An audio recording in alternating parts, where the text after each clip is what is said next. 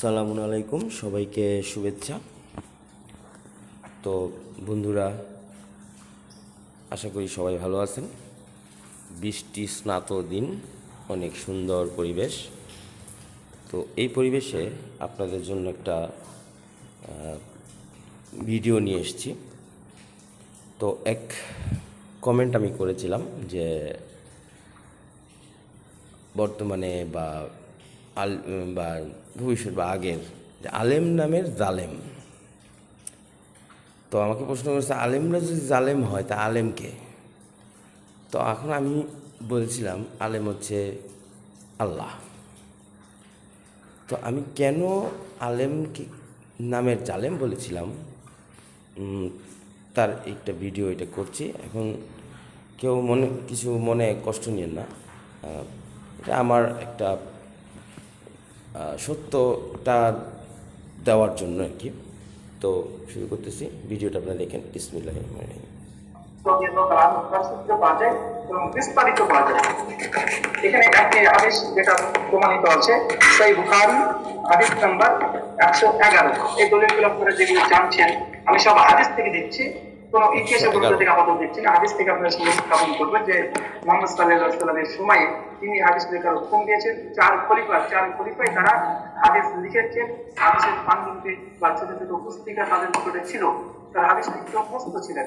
হাদিসটা হচ্ছে আলী রাদিয়াল্লাহু তাআলার নিকটে কোন কিতাব আছে কিনা এই বিষয়ে যখন জিজ্ঞাসা করা হয়, তখন আবু যায়েদ বলেন, আমি তাকে জিজ্ঞাসা করলাম সেই সহিফা কি আছে?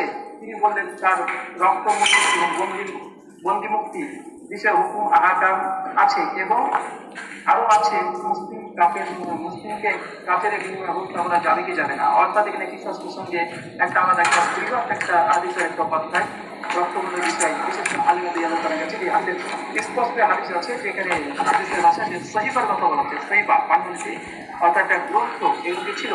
তো আমি এখান থেকে শুধুমাত্র কয়েকটা দলিল আপনার সঙ্গে উপস্থাপন করলাম যে আল্লাহ রাসূল হাদিস লিখতে বলেছেন, চার খলিফা তারা হাদিস লিখেছেন, তাদের পান্ডুলিপি পাওয়া যায়। তো আমরা বুঝতে পারলাম যে উনি বলতে যাচ্ছেন যে হাদিসটা আসলে অনেক আগে থেকেই লেখা হয়। কোরআনের মতো যেমন আমরা দেখি যে কোরআন অনেক আগেই রাসূল সাল্লাল্লাহু আলাইহি ওয়াসাল্লাম তার সাহাবীদের লিখতে বলতেন এবং তারা সংরক্ষণ করে রাখছেন। হ্যাঁ, এটা আমরা দেখতে পাই। এবং এটা ম্যানুস্ক্রিপ্ট দিয়েও, যে বর্তমানে ম্যানুস্ক্রিপ্ট পাওয়া যাচ্ছে সেখানেও কিন্তু তাই বলে। কিন্তু ইতিহাস থেকে বা বিভিন্ন তথ্যসূত্র ঘাটলে দেখা যায় হাদিস কালেকশন এবং হাদিসকে লিখিত আকারে এটা প্রায় ইতিহাস থেকে দেখা যায় বা বিভিন্ন তথ্য থেকে যে প্রায় 200 বছর পরে এটা সংরক্ষিত হয়েছে। তো উনি বলতেছেন না যে এগুলো আগেই হয়েছে, এগুলো হাদিসে নাকি আছে, মানে আগেই যে সংরক্ষণ হয়েছে সেগুলো হাদিসে। উনি বললেন যে হ্যাঁ, সহিফা রূপে নাকি আছে। তো সহিফা রূপে আছে বিভিন্ন টাইপের। এখন পুরো ভিডিও দিলে অনেক বড় হয়ে যাবে, সেই জন্য আমি পুরোটা ভিডিও বলতেছি না, দেখাচ্ছি না, আপনারা দেখে নেবেন কষ্ট করে। হ্যাঁ, তো আমি যদি কোনো মিথ্যাচার করে থাকি বা আমি যদি কোনো মিথ্যা বলে থাকি অবশ্যই আমাকে জানাবেন। তবে উনি এত বড় একজন আলেম হয়ে যে কেন মিথ্যার আশ্রয় নিলেন, এটা আমার কাছে খুব কষ্ট লেগেছে।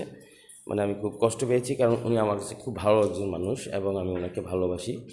যে উনি খুব ভালো মানুষ, ঠিক আছে। তো এই তথ্যটা কেন এরকম উনি গোপন করলেন, বা গোপন মানে হচ্ছে ঢেকে রাখা, মানে শিরক মানে কুফরি বলা যায়, যে মানে ঢেকে রাখা। কাফের শব্দর মেন কিন্তু অবিশ্বাস, আমরা এটা। আর মেন যে শাব্দিক অর্থ আসেন সেখানে কিন্তু হচ্ছে আপনার ঢেকে রাখা, গোপন করা। হ্যাঁ, তো এখন আমি আপনাদের দেখাচ্ছি যে 111 নম্বর যে হাদিসে আসলে কি ছিল। হ্যাঁ, এই যে সহিহ বুখারী আপনারা দেখতে পাচ্ছেন 111 এই 110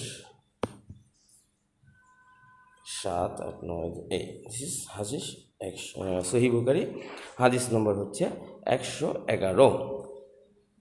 এখানে আমরা দেখতে পাচ্ছি আবু জুয়াইফা রাদিয়াল্লাহু আনহু থেকে বর্ণিত, ঠিক আছে। তিনি বলেন, আমি আলী রাদিয়াল্লাহু আনহুকে বললাম, আপনাদের নিকট কি কিছু লিপিবদ্ধ আছে? তিনি বললেন না। তিনি কি বললেন? এই তিনিটাকে আলী রাদিয়াল্লাহু আনহু। উনি বললেন কি না। আলী রাদিয়াল্লাহু আনহু বলতেছেন না, তো লিপিবদ্ধ নাই। কি আছেন? শুধুমাত্র আল্লাহর কিতাব রয়েছে। আল্লাহর কিতাব রয়েছে। আল্লাহর কিতাব কি হাদিস? নো।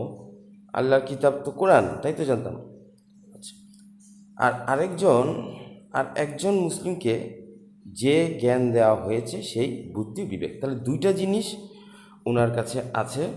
একটা হলো যে আল্লাহর কিতাব, আরেকটা হচ্ছে আর একজন মুসলিমকে যে জ্ঞান দেওয়া হয় সে বুদ্ধি আর বিবেক। এছাড়া কিছু সহিফাতে লিপিবদ্ধ রয়েছে। এই যে এখানেই তো প্যাচ। এই কথাটুকু কিন্তু উনি ঢেকে দিয়েছেন যে আলী রাদিয়াল্লাহু আনহু বলেছেন তার কাছে শুধুমাত্র কিতাব এবং বিবেক বুদ্ধি। আর কি আছে এছাড়া? এছাড়া সহিফা কই থেকে আসলো? এখন তো কোনো সহিফা নাই বললেন। যে দেখেন, বললেন কি আপনাদের নিকট কি কিছু লিপিবদ্ধ আছে? উনি বলেন না। তো না বললে এখানে সহিফা কই থেকে আসলো? এছাড়া কিছু সহিফাতে লিপিবদ্ধ রয়েছে। আশ্চর্য! এটা কি ধরনের কথা আমি বুঝলাম না। আচ্ছা, তিনি দেখেন কি বলছে, তিনি এই তিনি মানে আবু জুয়াইফা রাদিয়াল্লাহু আনহু বলেন আমি বললাম এই সহিফাটাতে কি আছে? তিনি বললেন ক্ষতিপূরণ ও বন্দি মুক্তির বিধান, আর এই বিধানটিও যে মুসলিমকে কাফের বিনিময়ে হত্যা করা যাবে না। যেহেতু কোরআনই আছে, কোরআনের কথাই তো এটা লেখা। তো তাহলে এটা তো আর কোনো আলাদা কোনো হাদিস হলো না রসুলের, মানে আলাদা কোনো কথা, একই তো কথা, কোরআনের কথাই তো এটা। হ্যাঁ, কোরআনের কথাই তো এটা।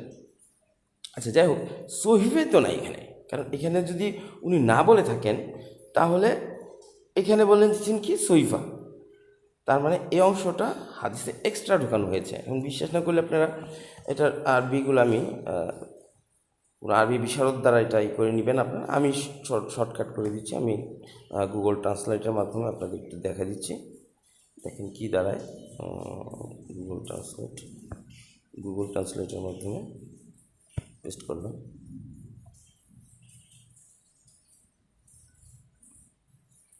এই যে আপনারা দেখেন নিজে কী লেখা আছে। তো আমি এটাই বলতে চাচ্ছি যে ভাই আসলে যে জিনিসটা সেটা হলো যে আমাদের আসলে সাবধান হওয়া দরকার। যে আসলে এই মিথ্যাচারটা আমার খারাপ লেগেছে, তাই জন্য আপনাকে উল্লেখ করলাম। তো সবাই ভালো থাকবেন। আসসালামু আলাইকুম।